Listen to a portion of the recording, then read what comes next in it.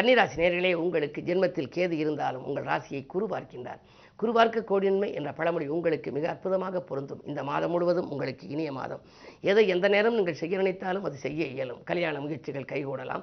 கடமையில் இருந்த தொய்வு அகலும். செல்வ நிலை உயர சிநேகிதர்கள் வழிகாட்டுவார்கள். உங்களுடைய ராசிநாதனாக விளங்கும் புதன் வெற்றிகள் ஸ்தானத்தில் இருப்பதால் பஞ்சாயத்துக்கள் சாதகமாக வரும். உத்தியோகத்தில் நீங்கள் எடுத்த புது முயற்சியில் வெற்றி கிடைக்கும். ஒரு நல்ல நிறுவனத்திலிருந்து அதிக சம்பளம் தருவதாக சொல்லி கூட அழைப்புகள் வரலாம். இந்த மாதம் முழுவதும் உங்களுக்கு மகிழ்ச்சி தான் என்றாலும் கூட சுக்கிர பயிற்சிக்கு பின்னால் மார்கழி 15ற்கு மேல் இன்னும் கொஞ்சம் அதிகமான மகிழ்ச்சியை காணப்போகின்றீர்கள். 2க்கு அதிபதி 6ல் இருப்பதால் உத்தியோகத்திலே உயர்வு, பதவியில் உயர்வு, ஊதியத்தில் உயர்வு, உடனிருக்கும் நண்பர்களின் ஆதரவு என்று எல்லா வழிகளிலும் உங்களுக்கு நன்மைகள் கிடைக்கப் போகின்றது.